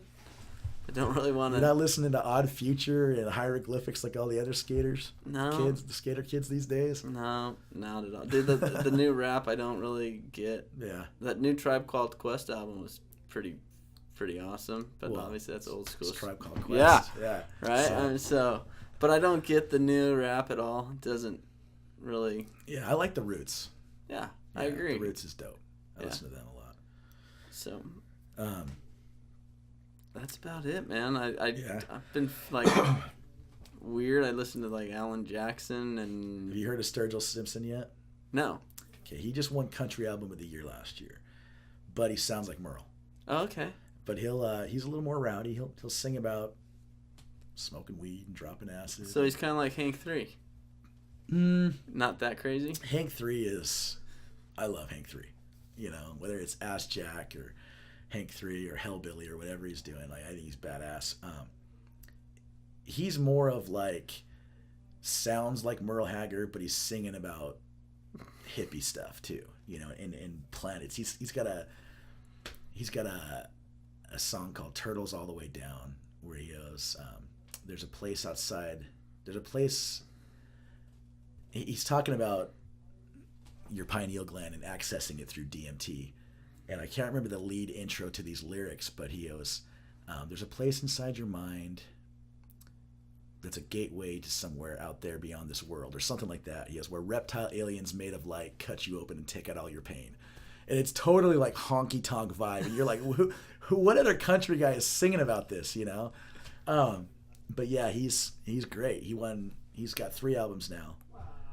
His second one is the one that's just kind of all over the place. The third one is just a little more straight honky tonk, but it's great. You know, it's one of those albums. He's one of those guys. It's like you're not gonna see him on tour with Jason Aldean, but you probably see him on tour with Zach Brown or something like that. Like a little more true to his roots country. Yeah. But so yeah, Sturgill Simpson. I'll have to look into it. I mean, I like George Strait. And George is the man. Chris Ledoux. I mean, I don't.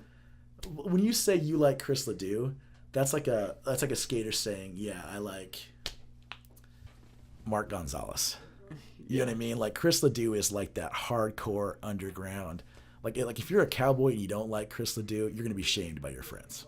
Yeah. It's a lonely life for cowboys that don't like Chris Ledoux. I mean, the dude chose to live in Wyoming.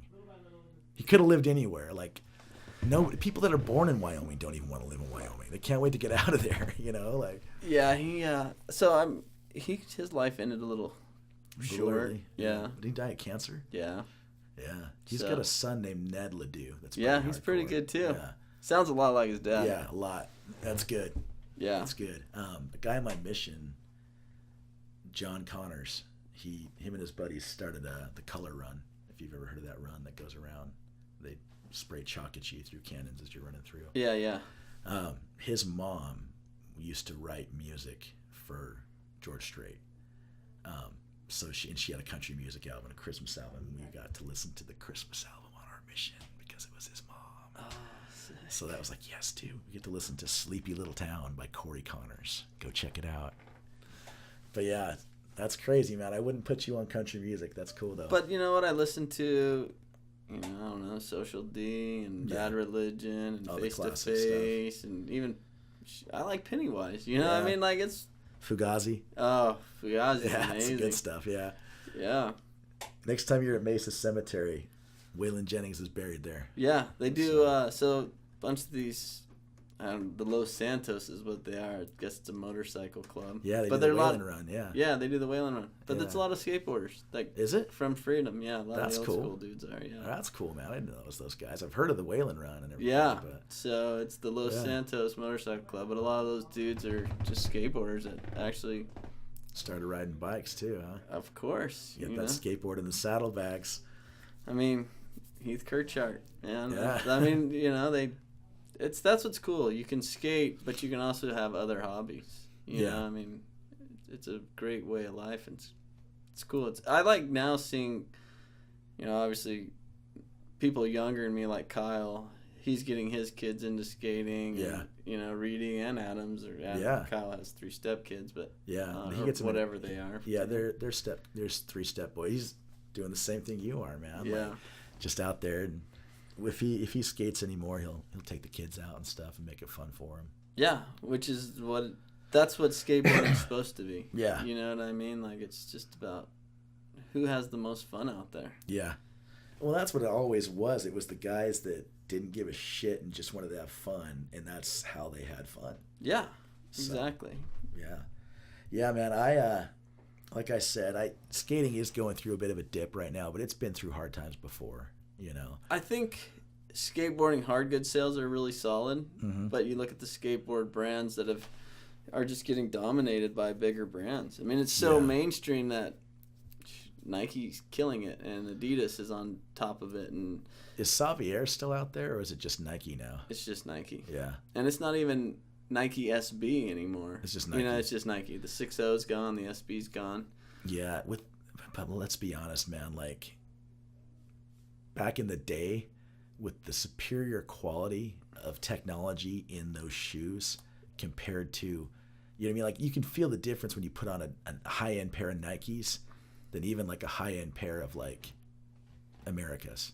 There was just more in there with the soles, Yeah, I think now it's switched. You think more? You think skating's better now?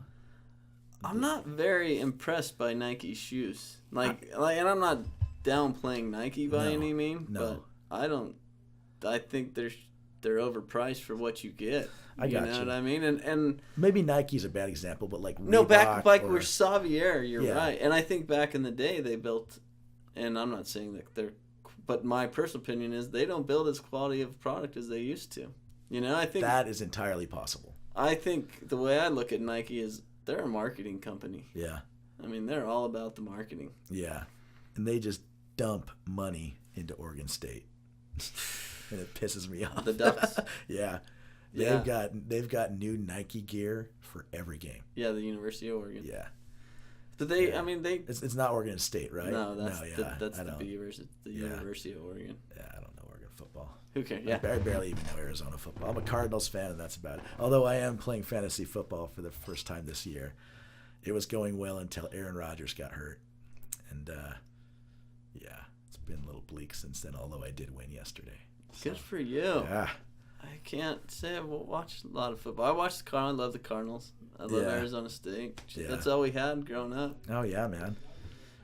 I remember when the Cardinals came here, and God, they were sharing that stadium with ASU for so long. Yeah. That was a big deal when they built that stadium in Glendale. Oh man, dude, whoever that guy is that got that vote rallied to move the stadium from Mesa to Glendale, like, I think he's a jerk. I don't care who he is. Well, I think it was more of the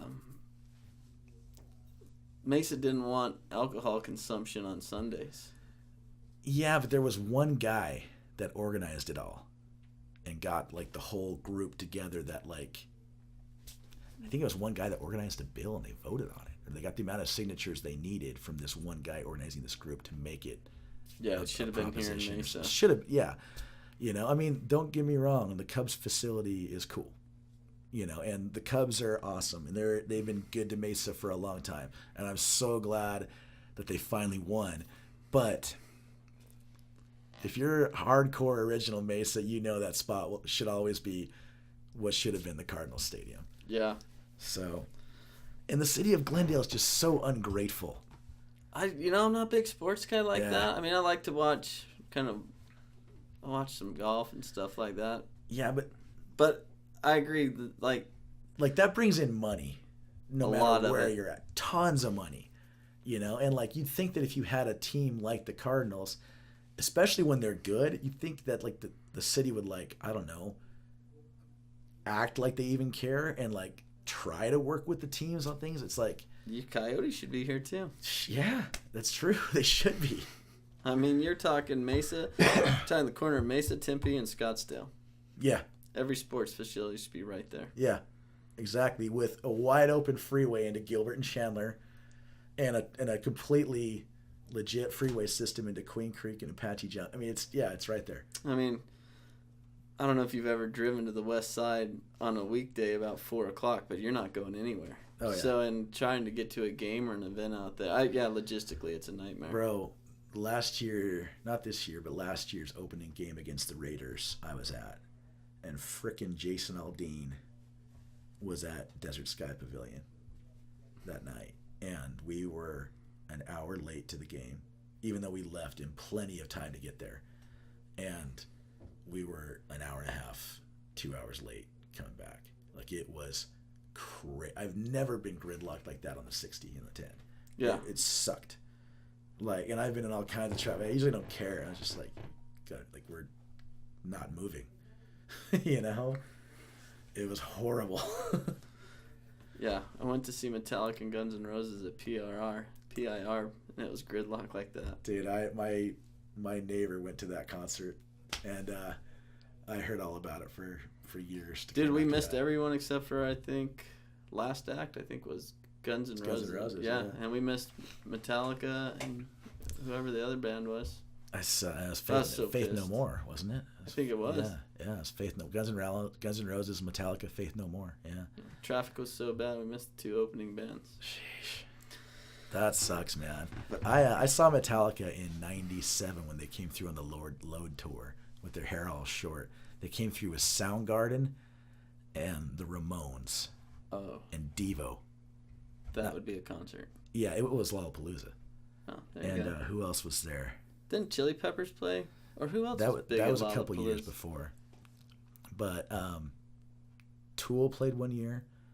Didn't Cube actually play in Lollapalooza? Yeah, that first year with Jane's Addiction. Jane's Addiction. He's the one that started it all. And actually, it's they still have Lollapalooza every year in Chicago, and Jane's Addiction still plays every year.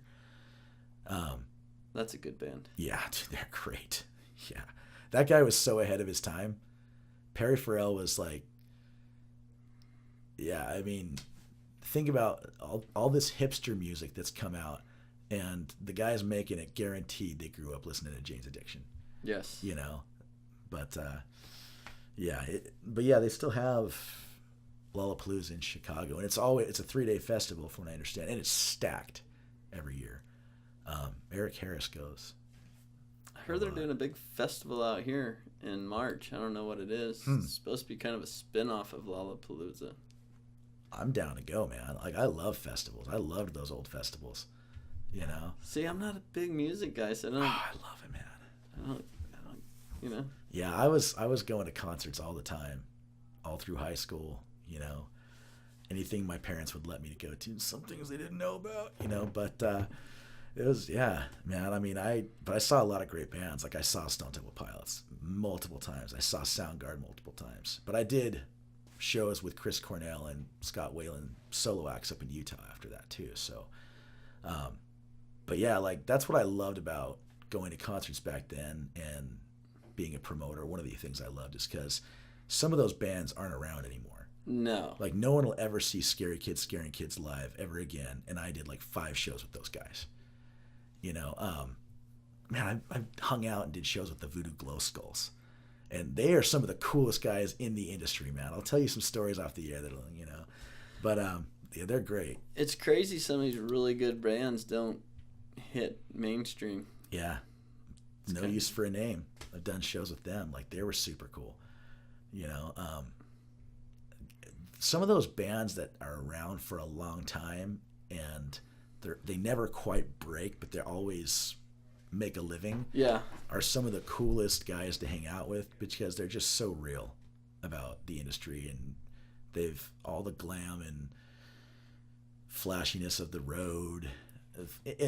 But there's nothing glamorous or flashy about the road, really, unless you're not on the road and you're looking at people on the road. Otherwise, the people on the road, it sucks. Like, tour sucks, man. It's work, you know. But they're at the point where they're real about it, and you know, they're just chill. And you know, if you're cool to them and you work for a venue, then they're cool to you. People would tell us that we were the most chill venue. Was it Saltaire or whatever? Saltaire was up there, Saltaire, but the Avalon was our venue. Saltaire though was That Ian's venue? Ian and Corey. Yeah. I worked for Ian and Corey. Yeah. For the time I was up there. And Ian was great to me, man. Ian was so cool to me. Like, I can't say anything bad about either of those guys. Like, I had a great time up there. Yeah, those two dudes are kind of East Mesa legends as well. Yeah. I've got some great stories about those guys, man.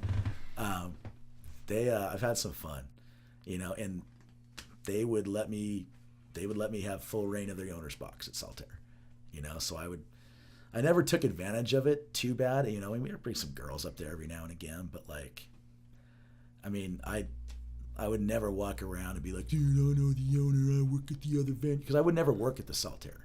Oh, okay. I would just work at the Avalon, and Ian ran the Saltaire, Corey ran the Avalon, and so I'd work at the Avalon all the time, and then when the big shows would come through, they'd be like, hey, do you want to work? And I'd be like, no, man, I want to come out and party. That's what I want to do there. And so, we'd go to the owner's box, and I would be like, hey, what do you want to drink? And at first when I'd go there, like, Corey's one of those guys, when you've done as much shows and has booked as many bands as Corey, everybody wants to be your buddy. Does he still own the Nile? Yeah. He has the Mantooth group that runs it. He doesn't book anything. He is completely removed from it, but the Mantooth group runs all that. But yeah, still his building. And his apartment that he's built up there is sick. Yeah. It's so sick. Yeah, man, when everybody wants to be your buddy and everybody that you don't know is like, hey, bro, what's up, bro? After a while, you just want to be left alone. Yeah. And so people would come over from Saltaire and want, like, that red carpet treatment. And Corey is just more of an introvert. And he'd be like, you can go hang out and watch the show, sure, but I'm not going to be pouring you drinks in my VIP section. I've got stuff to do. Yeah. And that's fine. Like, it's a job. Yeah. Like, for him. And it's in it. He was living above the Avalon, so it's like, for Ian, it was a job, and he was working out. He's like, yeah, I'll show you a little love, Corey, you were bothering him in his home. Yeah. It's just totally different. I wouldn't be very, eager to, like, go out there and play host if I were chilling at home either, like, all of a sudden, like, you want me to go to work. It's like, okay. Yeah. But, so in the beginning, there was a little bit of resentment from the Saltaire crew with the Avalon crew. But there was a guy from my crew named Mark that I'll probably tell a million stories about this guy just because he was hilarious. He was just this big, tough goon with a heart of gold that worked with us. And he would go over to Saltaire, and he worked both. And between him being cool with the crew over there and me just being chill with the crew, they were like, well, maybe these Avalon guys aren't so bad. And so we kind of, by the time our run was done out there, by the time Corey had left Utah and things were changing, we had a really good vibe with that company. It was the Collective, like the Collective with the K.com. And I think they still do some shows, and not a ton, but they still have the Lo-Fi, which is a bar in downtown Salt Lake, and like that's where I saw Hank 3. That's where I saw Ogre from Skinny Puppy. See, I don't know Skinny Puppy. Oh, dude, they're a great 80s band. They're like a 9 Inch Nails type. Oh, okay. Yeah. But let's see who else. That's where I saw Jake the Snake with Floyd Rose, Freak Show. You love shows, man. Bro, I've been to thousands of and I've been to so many shitty shows, man, where like you just got to sit through so you can, get these guys out of here. And, I've seen so many hardcore bands. Don't really care for hardcore music at all, but I will say the guys from the band The Black Dahlia are some of the coolest touring musicians I've ever known. Like, those guys are super cool. And they wouldn't remember me, but I remember them. I never got into hardcore. I only did working for the Collective, but it's rough, man. Yeah, it's next level. Well, and I'm a writer, man. I like to understand what they're talking about. I like to identify with that. I'm the guy singing in my car. I don't care if people are looking at me. Yeah, dude. And like to hear him just like literally just making screeching noises. It's like, how do you know when to make that noise? Like it's kind of like new rap. Yeah. I mean, this whole Kendrick Lamar type. Yeah, I'm not. I mean, he's talented. He's making.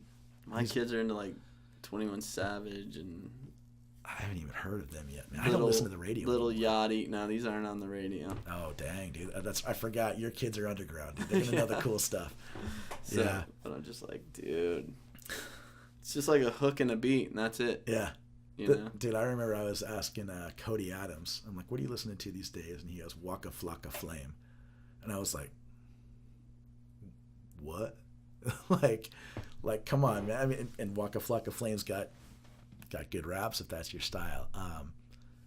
Dude, yeah, the Adams boys are pretty hip hop. Oh, dude, yeah, they get deep. Yes. Deep into that stuff, you know. Yeah. So, I've got too many.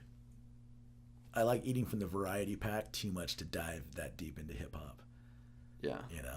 I'm just not that musically depth. Yeah, man. I like podcasts a lot too, though. Obviously. Do you ever listen to those, or is this a new? This is a new venture. Yeah, Dang, for sure. Dude, I got a Brandon West exclusive going here. You know what? I'm on the road. I travel a bunch. I kind of just zone out, or listen to some, whatever I have. Some Guns N' Roses. Yeah. If you ever do want to get into podcasting, though, hit me up. I'll give you the list of some good shit. That's cool. All right. I should, because of how much I travel. The ones I like Skeptic's Guide to the Universe. It's scientists that will go through with all the pop science, and they'll be like, no, smelling farts does not cure cancer. This is what the study was. This is what the science reporter wrote. This is what it's actually saying. And they're brilliant. They shoot down every one of those fat articles of like, oh my gosh, eating processed red meat is just as bad for you as smoking cigarettes. Like, no, that's not what the study said. There's as strong a correlation, but the actual numbers of what you can do are completely way far apart. So they go down and they break all those scare articles. They go through and say, this is what it's saying. And then they'll tackle chiropractors. They'll tackle just any type of bullshit fad science out there, and they hit it straight on. It's great. I'll have to listen to those. Yeah. I like that kind of stuff. Yeah, I listen to Dan Carlin's Hardcore History. He is great, man. If you like history, he's got this one called Marching Toward Armageddon. It's a 5-hour, it's a 5-part special, 3 hours long each thing, okay? And it's all about World War I. And it will blow your mind. Like, I had no idea how crazy World War I was. Like, it was the first time there were super weapons on both sides. Before, every war up to that, it was basic weapons, or one side had all the other weapons and the other side didn't. Yeah. But both of them had them. And they dug trenches, man. Those trenches, people lived and died in those trenches. Like, they had nowhere to do the body. Like, bodies just laid there for months at a time, dead. And people lived in those trenches for over a year on average. Like, they would just, you can't get out. You get out, you get shot.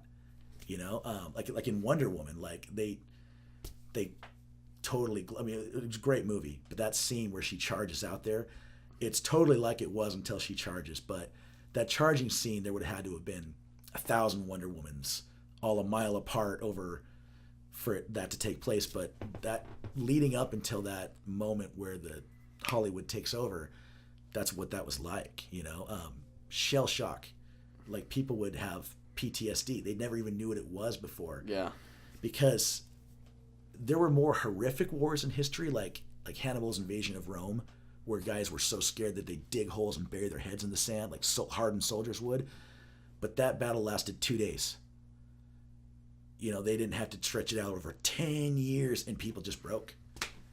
And yeah, it's crazy to, like, they didn't have airplanes that were part of their strategy yet. Like, between both sides, there was maybe 100 airplanes. Yeah. And so there's a story of, like, this pilot landing by these British troops and going, guys, right over that mountain, just go, and they just flood and they just wipe out these German troops. But he's got one about, the best one he has is called The Wrath of the Khans. And it's the same 5-part, 3-hour thing on Genghis Khan. And dude, that guy killed like 15% of the world's living population during his life. I'll have to check that one Like out. 1 out of every 5 Chinese people is a direct father to son, father to daughter descendant of Genghis Khan. Like, that's how, bro, like, the Pope sent emissaries from Rome to Asia to be like, what is this that we hear it from? And as they're sailing toward it, they're like, oh, I don't remember. Those mountains aren't on the map. What the hell? Those are white. Is there snow? And as they get closer, like, oh, those aren't mountains. Those are giant bodies of bones. Like, he killed so many people that the landscape changed because the blood and the fat would soak into the ground and make it sink and shift. Like mountains sunk and like roads were completely unpassable. You know, like it is like if the Mongols ever actually breached into Europe, like if they ever left Eurasia, we would all be speaking Chinese. It would have been over. Yeah, it would have been crazy. Like there was nothing that modern armies had ever seen like the Mongols because they grew up in the harshest of conditions, and they grew up riding horses from the time they were like 3. Well, maybe not 3, but and like so they were amazing horsemen. But they also their bow had a 180-pound draw. Like if you use an 80-pound draw on a compound bow, you are a savage today. You know, like 180-pound draw, and they would release it when all 4 horses' hoofs were off the ground. They would, you know, and they'd have like 5 or 6 horses with them.